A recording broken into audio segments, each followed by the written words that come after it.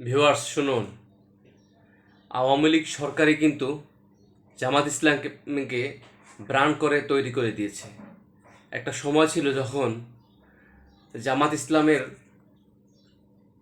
উপরে এমন নির্যাতন চালিয়েছে এবং তার দুর্নাম তৈরি করেছে, যার কারণে জামাত ইসলাম এখন একটা ব্র্যান্ডে তৈরি করে দিয়েছে, যা জামাত ইসলাম আরও 50 বছরও পারত না। এই জন্য আওয়ামী লীগ সরকারকে ধন্যবাদ। আর একটা বিষয় দেখুন, তত্ত্বাবধায়ক সরকার কিন্তু আবিষ্কার করেছে জামাত ইসলাম। প্রথম প্রথম কিন্তু এটা ভালো লাগেনি, কিন্তু পরবর্তীতে এই তত্ত্বাবধায়ক ছাড়া কোনো দল নির্বাচন করবে না, তাদের এখন তত্ত্বাবধায়ক দরকার। এটাই হচ্ছে কি জামাত ইসলামের আবিষ্কার।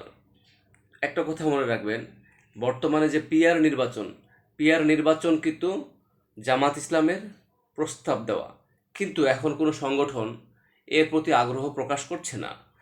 কিন্তু পরবর্তীতে এমন একটা সময় আসবে যে পিআর ছাড়া কোনো সংগঠন নির্বাচন করছে না। পিআর নির্বাচনটা এতটাই জরুরি, যা সাধারণ জনগণের অধিকারগুলো পরিপূর্ণভাবে সে বুঝে পাবে।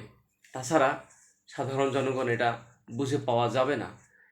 এই যে দেখুন, জামাত ইসলামের ভালোবাসা, জামাত ইসলামের মহব্বত এবং জামাত ইসলামের সামাজিক কাজের কারণে এখন দলে দলে হিন্দুরাও যোগ দিচ্ছে এই জামাত ইসলামে। এটা কিন্তু অবাক হওয়ার মতো একটা কাণ্ড যে একটা ইসলামিক দলে কিভাবে যোগ দেয়।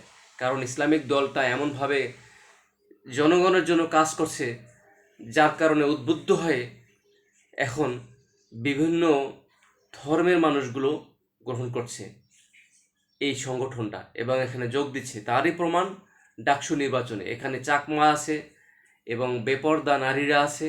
দেখুন, তাহলে সমস্ত প্যানেলটা এভাবে সাজিয়েছে যাতে কারো অধিকার বঞ্চিত না হয়।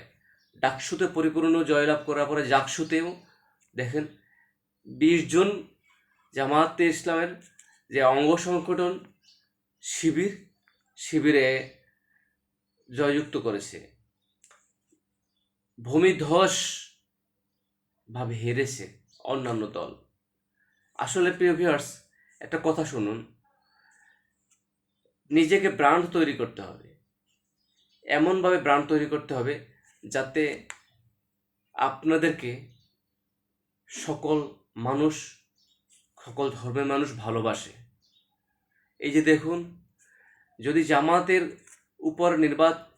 জামাতের সাথে যে খারাপ ব্যবহার করছে, তাদেরকে যে নির্যাতন করছে, তাদের নামে কুফার রটাইতেছে, এর চেয়ে যদি জামাতের আদর্শকে ফলো করে উত্তম আদর্শ তৈরি করতে পারেন প্রিয় ভিউয়ার্স, তবেই দেখবেন অন্য সংগঠন জামাতের চেয়ে অনেক ভালো ব্র্যান্ড তৈরি করতে পারবে তাদেরকে।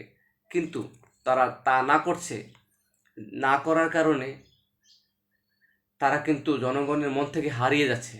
আর এখন ভীতি সৃষ্টি হচ্ছে এই কারণে যে জামাত এবং শিবির এখন পরিপূর্ণভাবে মজবুত একটা সংগঠন।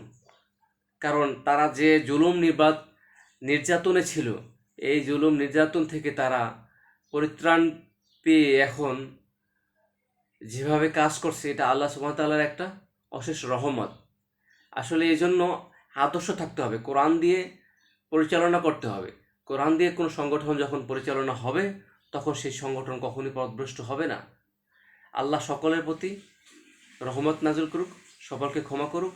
আসসালামু আলাইকুম।